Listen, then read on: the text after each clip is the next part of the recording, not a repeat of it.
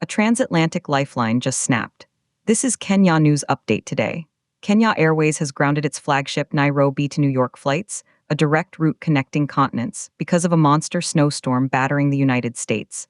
But here's the twist. This isn't just a weather delay.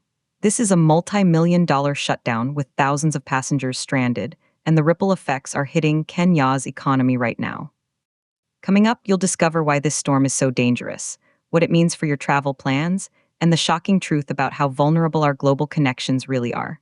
Meet Winter Storm Fern, a swirling mass of ice and snow that has declared war on the United States eastern seaboard. For days, meteorologists have tracked its path, warning of historic snowfall and hurricane-force winds. On January 24, the storm made landfall. And Kenya Airways, watching from thousands of miles away, faced an impossible choice. Fly into chaos or ground the plane. They chose safety. But here's what nobody's talking about: the financial hurricane this creates back home. Flight KQ002 from Nairobi, scheduled for Saturday, is cancelled. Its return flight, KQ003 from New York on Sunday, is also scrubbed. That's two giant Boeing 787 Dreamliners sitting idle. Hundreds of passengers, from business travelers closing deals to families reuniting, are now in limbo. The airline's statement was clear: the safety of our guests and crew remains our highest priority. But behind those corporate words is a massive logistical nightmare. And then something shocking happened. Several U.S. states declared states of emergency. Airports from Boston to Washington, D.C. began shutting down. The runways, the lifelines of global trade, turned into sheets of ice. For Kenya Airways, the math became simple. Operating along the transatlantic corridor was temporarily unviable. Not risky, not difficult, unviable. The airline called it a risk mitigation measure. But for passengers like you, it's a travel plan in tatters. Here's the part that will blow your mind. This disruption could extend into early next week. That's not a day or two. That's potentially 4 to 5 days of canceled flights. Why? Because U.S. airports now have to dig out from under feet of snow. They have to clear the backlog of thousands of canceled flights from dozens of airlines. Your Kenya Airways flight isn't just waiting for the snow to stop. It's waiting in a line that stretches across the entire North American continent. The operations team in Nairobi is now glued to weather radars and airport readiness reports. They're monitoring every development, but the power is out of their hands.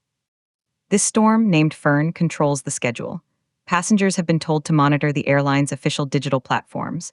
That means refreshing apps and websites, hoping for a green light. But the truth is, nobody knows when that green light will come. The stakes are enormous. For Kenya, this route is more than just travel. It's a symbol of global reach. It's a direct tether to one of the world's largest economies. Every day it's grounded represents lost revenue, strained supply chains, and delayed connections. Some say it's the responsible move. You never gamble with safety at 40,000 feet. Others are furious, asking why there wasn't a better contingency plan. But here's the real controversy. In our interconnected world, a snowstorm in New York can paralyze plans in Nairobi. It reveals a fragile system. We've built these incredible bridges across the sky, but they can be severed by the weather of a single region. The airline is doing its best. But the question remains, in an age of climate change where extreme weather is becoming more common, how do we build more resilient global networks? Do we need backup planes, alternate routes? Or do we just accept that sometimes nature wins? The flights are canceled, the storm rages on, the wait begins.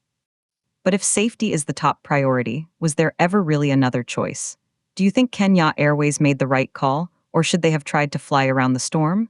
Drop your take in the comments.